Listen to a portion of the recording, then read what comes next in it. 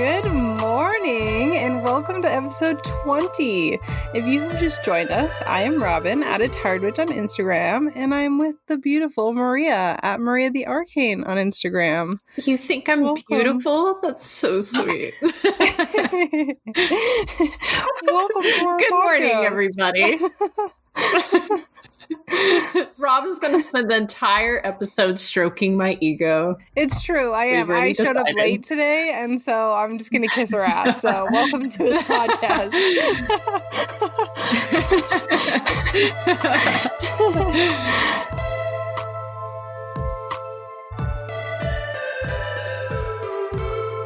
If you've just joined us this week, every single week, we kind of do like a lunar check-in. We just explore the energies of the upcoming lunar phase and how that affects us. So for where we're at currently, our upcoming lunar phase is the full moon in Gemini, which is going to be on November 30th. And the full moon in Gemini is a bit of what I want to call is a red flag moon. The reason for that is because the moon in Gemini basically brings about this energy of a need for change and spontaneity. And we're in a pandemic during holiday season. So spontaneity is all well and good as long as we're being safe. Yes. Yeah, and this particular moon brings up safety lies and talks about exploring the spontaneity and opening up about our feelings and sharing them with others. And so that is the kind of spontaneity we're looking at. We're looking at you talking with those around you and being honest with them about how you feel. This could be romantic. This could be platonic. This could be telling your great aunt, who is a insane person, to shut the fuck up about Trump losing because he lost, and to just zip it up. That's the kind of spontaneity we're looking at. So yes, we want to have this kind of whirlwind, being real and just going with what feels right. But that doesn't mean being like, oh, I'm just going to get in the car and I'm going to go see all my friends. Don't do that. Let's not do that. Let's not do that. Yeah, please don't do that. And it's also an eclipse, right? Like full moon eclipse. It is, yeah. It's a lunar eclipse, which means that for spell work, this full moon is like having 2 full moons in one night, which is crazy. Yay! I love full moon eclipses. Like, I feel like me too. You can do so much spell work. Like, you can do stuff to let it go. So much stuff. Yeah, like it's like all the activities. Black moon, new moon, full moon. It's so nice. Yeah. It's so good. Lunar eclipses are great like that because they're so diverse and they're so strong and powerful. So maybe channel that spontaneity into doing some spell work that you've been sitting on for a while, that you've been like, oh, maybe I don't need to, maybe I shouldn't. This is your sign. Go do it. As long as you're being safe. Yeah. And I mean, like, and if you're like, well, I don't really want to do the whole spell work, like sitting on my altar type thing. Kitchen witchery, like we talked about last episode. Just cook a meal with intention. Yeah. Don't make it harder than it needs to be. Get crazy. Go put on your best, thickest parka. Go outside and do something really elaborate, you know? You maybe don't get naked because it's quite cold in a lot of places. I know where I am, it's freezing. Literally. It was like 12 degrees last night. Put on maybe that's what you're into. And get your titties out in the cold. Get your titties out in the cold. That is your business. But again, do it safely. Please don't get frostbite.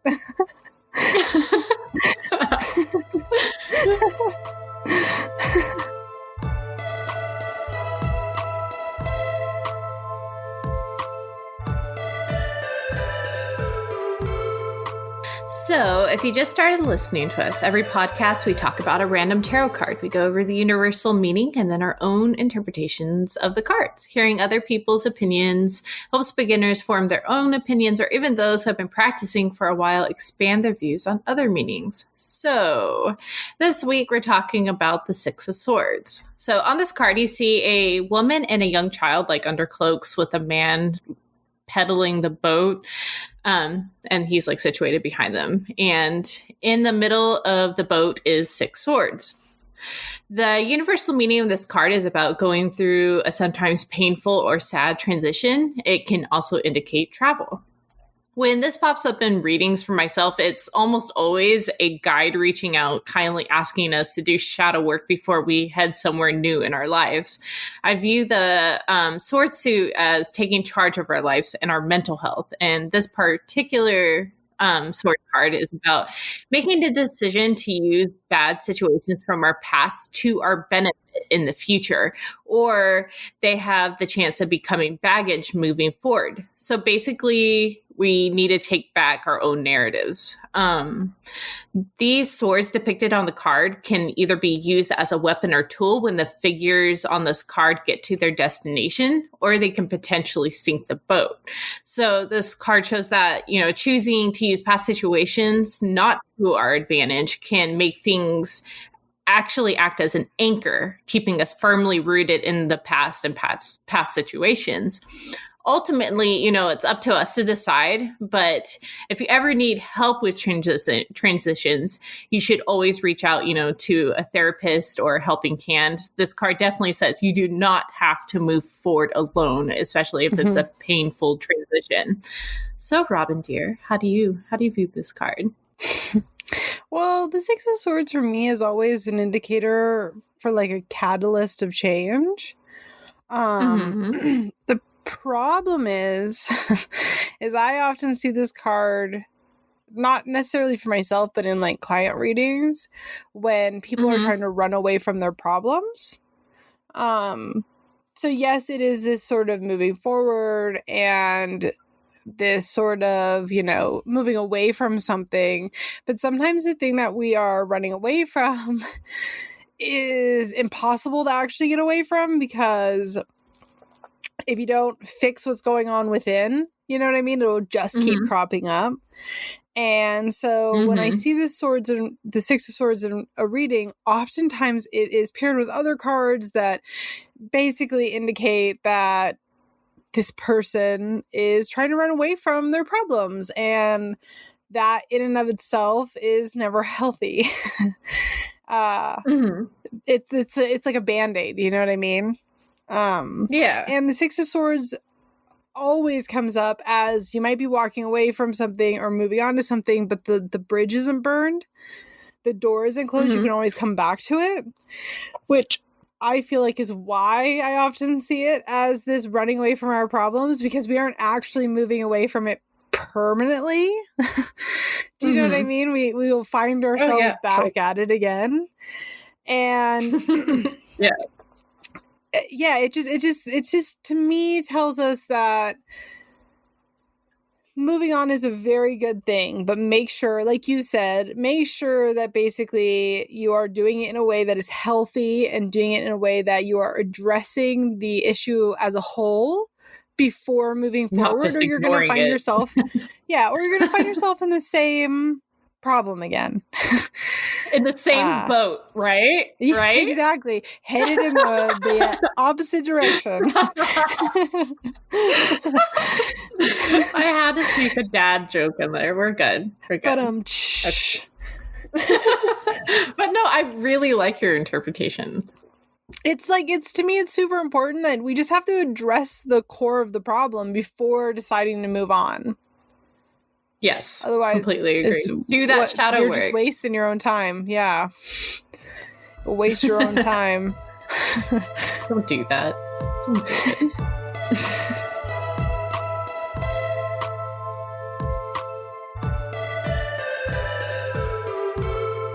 So, before we get started in talking about what we're going to talk about this week, We want to say a huge thank you. We are at 50,000 streams, which I feel like we just celebrated 10,000. So that is incredible. We're so grateful. That being said, we wanted to do what we did for the 10,000 streams again. But we're going to do it a little bit differently this time. So if you listen to our podcast and you're enjoying it, if you go to Apple, only if you're enjoying it, only just if you're enjoying it. If you go to Apple Music or Apple Podcasts, whatever it is, and you leave us a 5-star review, and in the review, you ask a question, we are going to start season 2 answering those questions. So we've got our Yule episode, which is next, and then we're going to take Christmas off, and starting the new year, we're starting season 2. And with the start of season 2, you guys can leave us questions, and we'll start the new season with answering them. We thought that would be fun. That's so good. Yeah, and I think it gives it's people fun. a little bit more time this time around to leave them, because we got a bunch of questions last time after the fact, and we felt bad we couldn't answer them. So this time, hopefully, we've got more time. Will be different. Yeah, this time will be different, and it will be the start of the new season. And I think that will be really fun. So, yay! I'm so glad we were renewed. We are really, really grateful, though, guys. Like, neither one of us can express that enough. It's just incredible that you guys allow us to even have this platform. So thank you.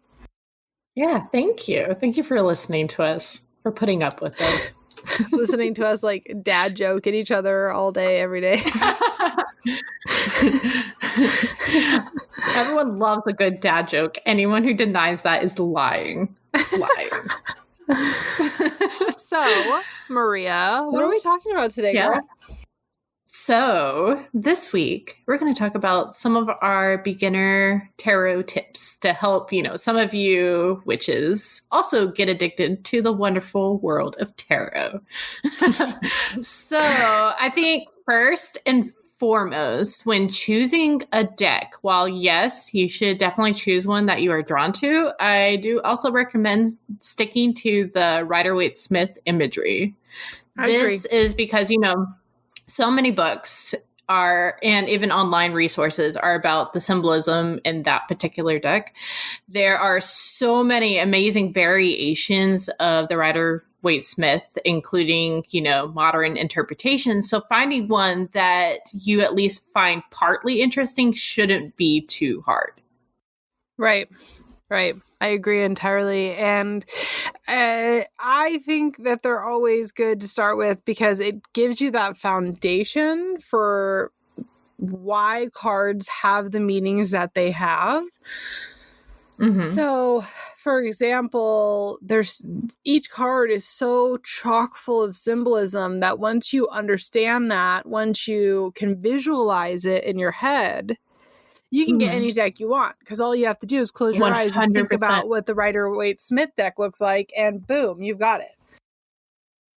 Yeah. And then also, you're learning to look for the symbolism. So when you get a deck that doesn't have that same symbolism, to look for different types of symbolism that is there, and you're connecting through it through personal interpretation.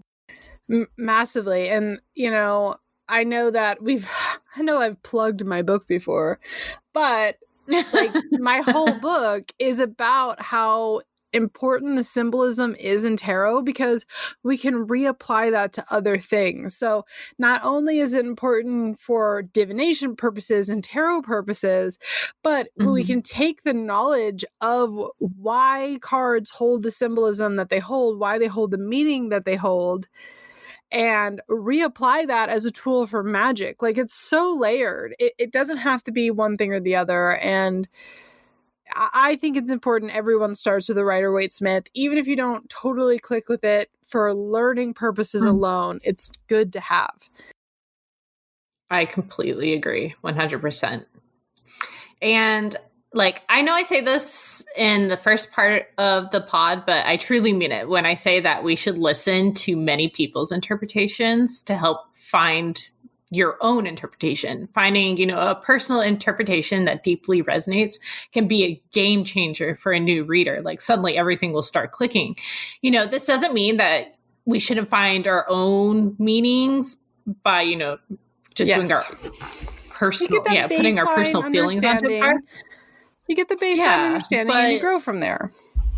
Exactly. You know, just remain open to new points of view because, you know, even my own personal interpretations of the cards is constantly changing, constantly evolving through, you know, time. And, you know, I just think it's very important to remain open.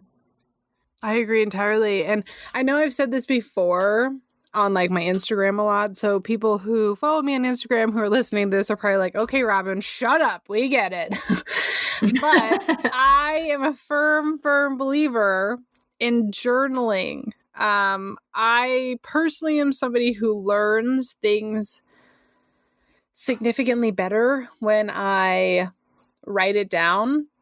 And so I'm a huge believer in if you journal your cards, you're going to learn them twice as fast. So let's say you're doing a card a day just for like yourself and for learning purposes, etc. If you're pulling a card a day and you're writing it down, you're more likely to remember next time what that card means because you took the time to put it to paper. Yes, I completely agree. It doesn't need to be like beautiful. No, it doesn't. And if you want it to be that way, just have a digital book of shadows. Yes, do it. But, you know, there's so many amazing books, podcasts, and online resources for like tarot. You know, I truly recommend taking advantage of every single one. Don't just look up one meaning in one place online, do multiple. So you have multiple resources for a single card. So you find out what resonates with you. And also like you touched on, you know, writing them down. I also like, I do recommend, like, if you're close to someone who, you know, you won't receive any judgment from, like, doing readings for them, because that takes reading for yourself can sometimes be harder than reading for other people. So when you're reading for other people, you know, they can tell you, oh, well, that doesn't sound right. And then you're like, okay, let's, you know, refresh. But you can also do this by, I mentioned on a previous podcast, by doing recent events. Like, let's say something big is happening in the news, start pulling cards for it, and then, you know, follow it and see where the cards have led you. Does that make sense? Yeah, it makes perfect sense. I also, for like divination purposes, when you are developing your intuition, so back to writing stuff down, you can say, I don't know, let's say you pulled the Six of Swords like we talked about, right? And you're like, okay, this is my card for today. You write down what you think that you're listening to your intuition. All right, what do I think that could mean for today? How could this apply, right? And then in the evening or the next day when you go to pull your next card, do a follow-up entry. So this is how my day ended up going. How did that apply to the card that I pulled? And how does that look in retrospect to what my intuitive meaning was this morning? And this is a great way that we can start beginning to develop our intuition further, because we're listening just to the inside, you know, and then we are doing a follow-up on that. So what did that actually end up looking like? How accurate were we, you know? Yeah, I completely agree. It's simple, Simon. Because that's always happens. Like when you pull a card, you're like, it's not going to apply today. And it's like the worst card ever. And like it does. The tower reversed. And then it happens. And you're like, oh, well, shit. Oopsie diddle. Turns out I was a dumb motherfucker. But another super simple tip that I would suggest is learning basic numerology and learning the general energies for each suit. So this is more applicable to the minors than it is for the majors, although numerology still plays a major role in the majors. It just becomes an easy way to remember the minors because there are so many of them. What does numerologically the number 4 mean? And then you apply that plus the general energy of wands together. What does that mean, right? Mm-hmm. And it's a good way to like have a basic understanding quickly and remember it really does. Like, so 4s to me are about basically like building up, like, you know, like for especially wands, like building up the bones of the house, creating a structure, solid structure on top of a solid foundation.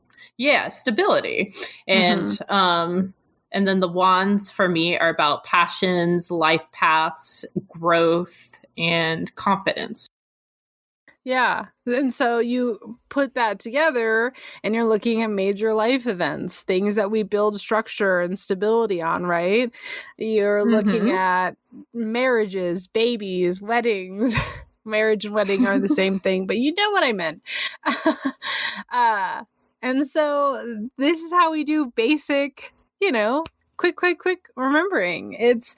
Obviously that's not going to be perfect for an in-depth, you know, deep dive reading, but when you're learning, it's a great way to start remembering stuff. It becomes easy. Yeah, 100%. I completely agree. Another tip is, you know, start with small spreads and have a question for each card, especially if you're a new reader. Don't just pull all willy-nilly. You know, it took me a lot of time to get comfortable with my cards to like do spreads that have no form whatsoever. Yeah. And it, like, for a new reader, it can be so confusing and overwhelming because you're like, what does this mean? How is it connected? I don't know, because you didn't ask the questions.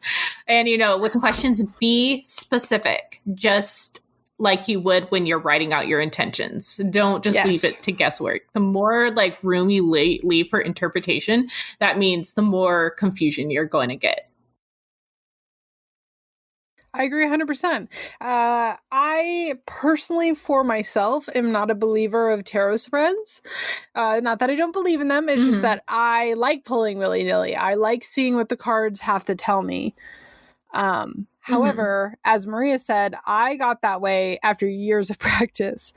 So don't expect, you know, to be able to do that. You got to learn to crawl before you run, right? So yes. Get specific. Have simple spreads that you have questions for, like she said. Why overcomplicate it for yourself? You're just going to get overwhelmed, and then you're going to get burnt out, and then you're going to quit. And it doesn't need to be that way. No, it really doesn't. Like, like, especially even for like a single question, like if you're still like stuck and you don't know what it means, pull an extra single card with the intention for that question, you know, like, but don't just like throw down a bunch of cards and be like, I have no idea what this means. Right. I completely agree. I also do recommend that even if you are an on-the-go tarot reader, to have like a simple ritual and emphasis on simple, you know, that you can do well to help you get in the mindset of a reading. You know, I personally each time knock on my deck 3 times and shuffle, and I smoke cleanse my deck if I'm home. If not, you know, that's fine. I knocked on my deck. That is part of my cleansing ritual, you know, and holding my deck in my hands and, you know, pulling my energy and awareness into my hands and into the deck. And I ask my guide to lend me a hand if they are able, and to envision the spread while I, you know, shuffle the cards and lay them out. Right. That's just my thing that I do each time, that like my body knows what to do as soon as it's like simple, I'm about to sit down. It's not over the top and is effective and is a part of your pulling, and everyone should have their own version of something like that, I feel. Doesn't mean that you need to do it the way Maria does it or the way I do it, but you need to have 100%. Your own, you know, sort of ritual for pulling cards. So journal. So what keep it simple. You do if you like, let's say that you're shuffling and cards just fly everywhere. What do you do? What do? I pass away on the spot. I pass away. Good night. Goodbye. Honestly, let's say, you know, it's not even like a card jumping out. Let's just say you're shuffling and you like, you know, butterfingers, you like everything spills out. For me, I actually view that as part of the shuffling process. That like my guides are like, nope. Yeah, and me too. I'm just like, I just pick them up and keep going. It doesn't mean I need to redo the entire reading. There are a lot of readers out there that will be like, oh, I only use cards that jump out of the deck. And although I think that's all well and good, I use the shit out of my cards. And so, for example, my work deck, I use so much that they don't shuffle like that anymore. They don't fall out. And so if I waited for a card to fall out, we would be here all day. And so I know a lot of people say, oh, you have to do it that way. And that's bullshit. You don't have to do it that way. You can include it, like Maria just said, as part of it, as the shuffling process. Like, everyone has their own way of doing it, and don't buy into the bullshit that, you know, oh, your first deck must be gifted to you from a 17th generation tarot reader. Well, it's the whole thing, you know, that spells and stuff have to be perfect. No, you are a messy human being. Embrace it. Embrace it. Embrace it. We're all messes. Even when it comes to reading and our magic. I'm the fucking Supreme. Oh yeah, I forgot Supreme. Hey, this pod was supposed to about you stroking my ego. Oh right, I'm sorry. Oh my God, Maria, you're so beautiful and amazing. Wow. Oh, thanks. Wow.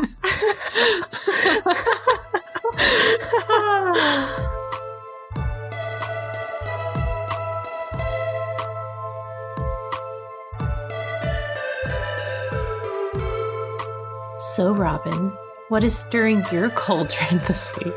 You made me break character.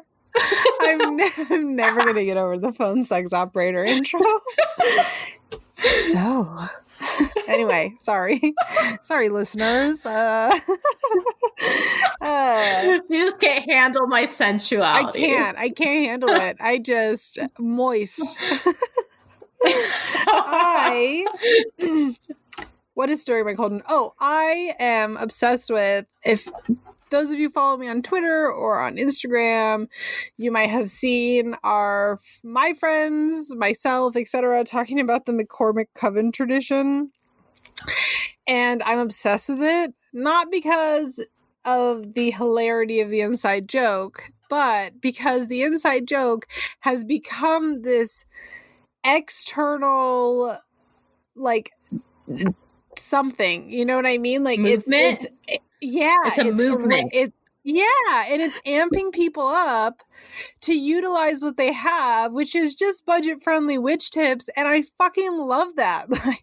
Especially when we have this whole, I don't know, this small section of our community that is just constantly like, well, you're not doing it right. Well, actually, blah, blah, blah. And it's like, shut the fuck up. Like, you know, basil is basil. Whether you get it from a Botanica or you get it from the fucking dollar store, it's still basil. And I love that people are not only enjoying it, but it is just amplifying budget-friendly witchcraft, which is so important. It's like that is true witchcraft. Witchcraft is like using what you have. Like, yes, pretty stuff is just extra, but like, you know, even back in the day, it was utilizing what you have. Not right. You think that our ancestors had botanicas to go to? Like, no. They utilized the land and what they had available, and the McCormick Coven joke is literally just doing that. And I love it. I think it's so great. And I think it's amazing that we see our community kind of coming together for a common good. The good being making witchcraft accessible. And I think not only is it fun and lighthearted, and but funny. It's so also funny. Really empowering and funny. It is. So funny. But it's also really empowering. And I think it's great. Like, Temp really did that. She started something. And I think it's great. I love it. I love it too. It's so much fun. I love when our community comes together in that way to like celebrate something that's like super fun and like also has a good message. And it's just like, and you know, usually our community gets so negative about really like, you know, sometimes things. It's stupid things, or it's like, well, that's valid. But this time it's like something positive and funny, and will create like it's hopefully great. I some love it. change. I think it's great. I think it's brilliant. I love that people are coming together and supporting each other in this and celebrating the fact that not everybody has a lot of money, and that's okay. And I love even more that the whole fucking joke started because one asshole was trying to gatekeep, and the script got flipped on them, and I think that's fantastic. So that is, yay! That's what I'm loving this week. I love it. And I am so sorry if anyone like is listening and can hear my dog whining in the background. She's fine. She's with my wife. She's wants not fine. Me. She's not fine. Blink twice. Blink twice if you need us. If she came and hang out with me, she'd be barking at shadows right now. So we're not going to do that.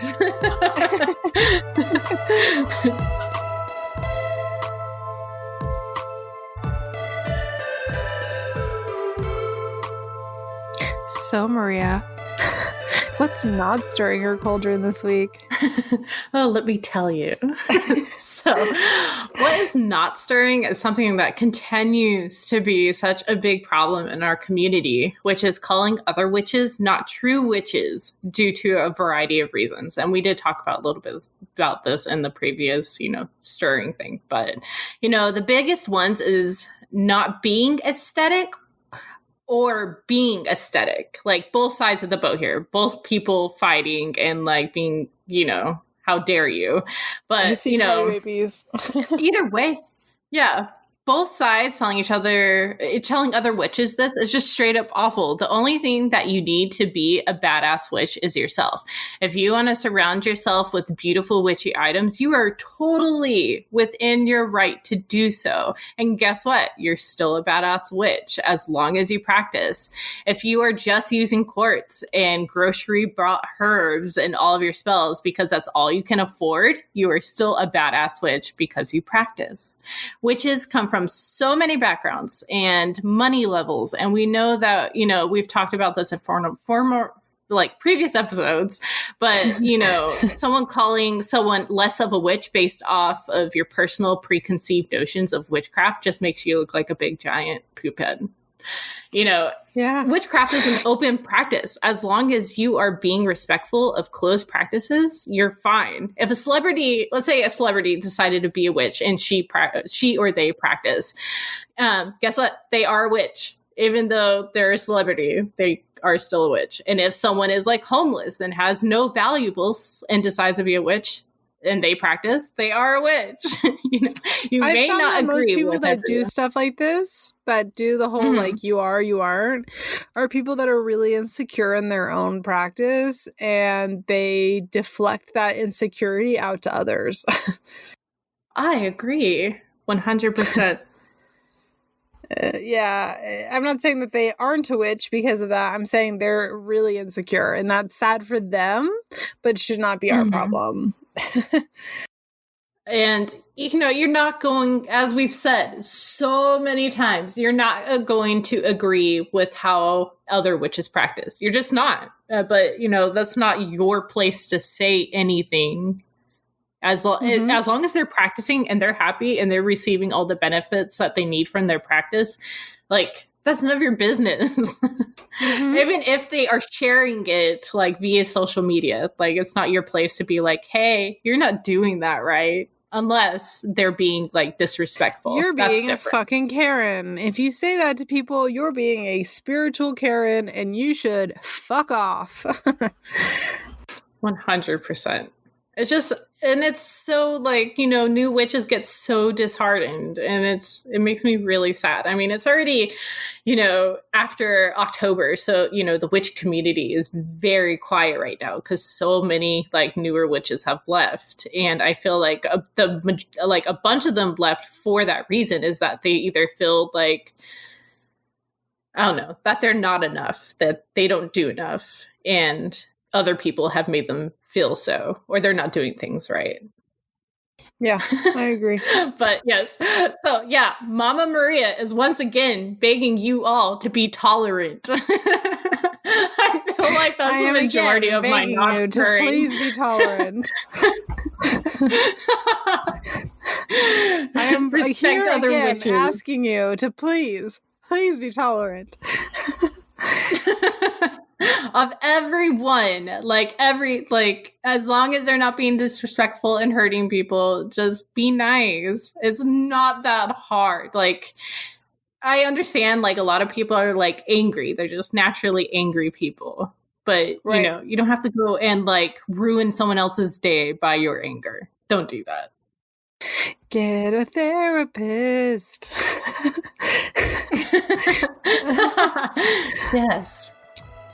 Yay!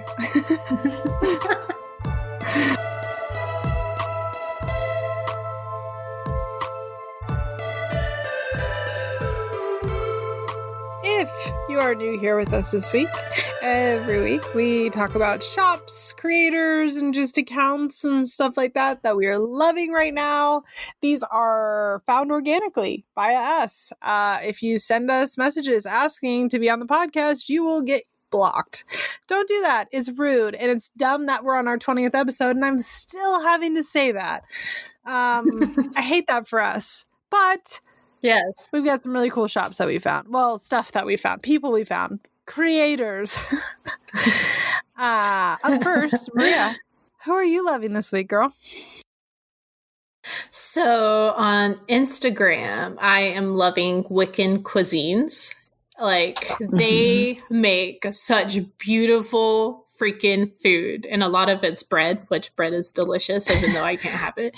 But she also like does like videos. I'm sorry, I don't know what pronouns they go by, but they like their reel shows them making it and all that, and it's just like, oh my god, each time I'm like, even if I just ate, I'm hungry, and it's beautifully done. Like, it's like what you expect on like the Great British Baking Show.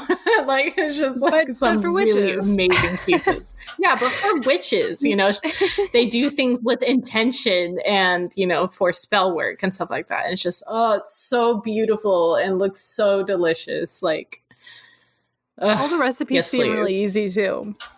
Like, they seem doable. Like simple, beautiful recipes. I love it. So, what creator are you loving?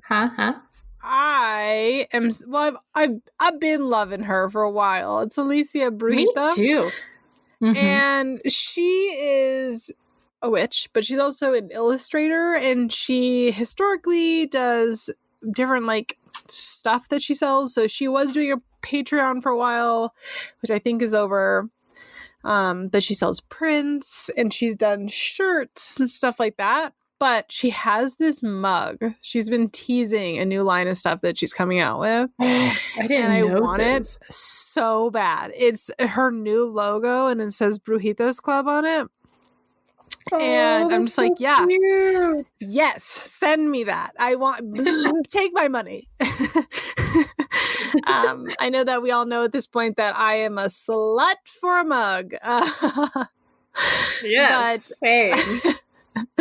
She's just incredibly talented. She does different portraits of people, and she's just really talented. And I don't know. I think like everybody should be following her. Comics too about witchcraft, like hilarious. I love it. And she's also like very to the point on how she feels, about stuff, no fucking around. And I respect that. Like it takes a lot of balls to be a creator online and be like, this is how I feel. And if you don't like it, fuck off. And she does that. So I love that for her. It really does take a lot of courage. It takes a lot of balls, man. Because, I mean, people will cancel you over the dumbest shit. So I love that. I think she's amazing. I think that you should think she's amazing. Oh, but I do.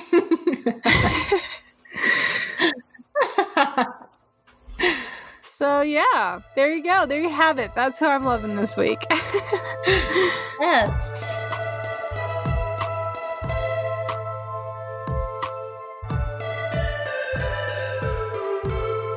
We hope that you guys have enjoyed this episode, and we hope to see you on December 11th for our 21st episode, which will have our Sabbats guest. And this guest is going to be Temperance Alden. So keep an eye out on our Instagrams and on our Twitter. You can follow us there, Coffee Cauldrons, for more information. Or even better, joining us on our Discord tier, Witches vs. Coven, on Patreon, so we could answer your questions in part 2 next time. You'll even get to hear our sensual voices for an additional 30-minute episode for being in our Patreon tier, Casting It Up. Don't laugh. They're going to think that we're going to do sex. Yeah, phone sex operator voices. It's just sex talk. That's all it is. So, again, this is Coffee and Cauldrons with Robyn from Out of Tired Witch on Instagram. And Maria from Maria the Arcane on Instagram. Okay, you ready? All right, you ready? Let's do it. Let's do it. 1, 2, 3. Bye, witches! It's awful. It's the lag.